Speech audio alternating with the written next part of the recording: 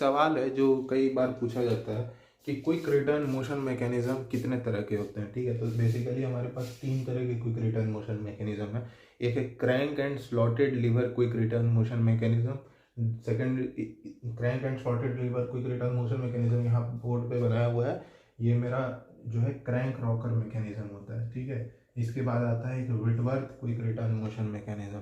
ये crank crank mechanism है। ठीक है, और एक और आता है हम लोग सिंगल स्लाइडर क्रैंक मैकेनिज्म में भी ऑफसेट प्रोवाइड करके हम लोग वहाँ पे भी quick return motion mechanism generate कर सकते हैं। ठीक है, तो सबसे बेस्ट कौन सा तरीका है? सबसे बेस्ट है crank and slotted lever quick return motion mechanism. ठीक है, जो विटवर्थ है उससे भी बेस्ट ही है। सबसे बेस्ट क्यों है वो भी थोड़ी देर, यही क्वेश्चन है आज के कि why quick return crank and slotted lever quick return motion mechanism is considered as the best QRMM। ठीक है, तो ये मेरा क्विक रिटर्न मोशन मैकेनिज्म है। यहाँ पे देखो, यहाँ पे ये कटर फिट किया हुआ है। ठीक है, ये वाला जो C1 C2 लेंथ है ये स्ट्रोक लेंथ होता है।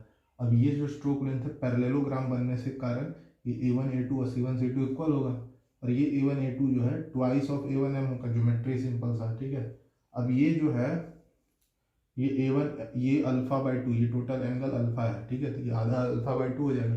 अब ये अल्फा बाई 2 है, ये 90 है। ठीक है, ये एंगल 90 है, तो ये 90 माइनस अल्फा बाई 2, ये 90 माइनस अल्फा बाई 2, तो ये एंगल अल्फा बाई 2। तो यहाँ से A1M हम लोग निकाल सकते हैं कॉस अल्फा बाई 2 के टर्म्स में। A1M यहाँ से निकल जाएगा, ओ A1 कॉस अल्फा बाई 2। अब कॉस अल्फा बाई 2 को हम लोग इस ट्राइंगल से निकाल के OE by AE by OA, ठीक है, ये रख देंगे। ठीक है, तो मेरा यहाँ से A1M निकल के आ जाएगा, और ट्वाइस ऑफ A1M ही तो मेरा स्ट्रोक लेंथ है। तो मेरा जो स्ट्रोक लेंथ है वो किन किन पैरामीटर्स के ऊपर डिपेंड कर रहा है? Length of the slotted link, crank length, length of connecting rod, ये तीन पैरामीटर। अब देखो ये बेस्ट क्यों है? अगर मेरे को बहुत बड़ा वर्क पीस का मशीनिंग करना है तो हम लोग अपना स्ट्रोक लेंथ को इन तीन पैरामीटर को एडजस्ट कर सकते हैं। छोटा वर्क पीस का मशीनिंग करना है, तीन पैरामीटर को एडजस्ट करके हम लोग अपना स्ट्रोक लेंथ को कम कर सकते हैं या ज़्यादा कर सकते हैं, जैसा वर्क पीस का मशीनिंग कर रहा है।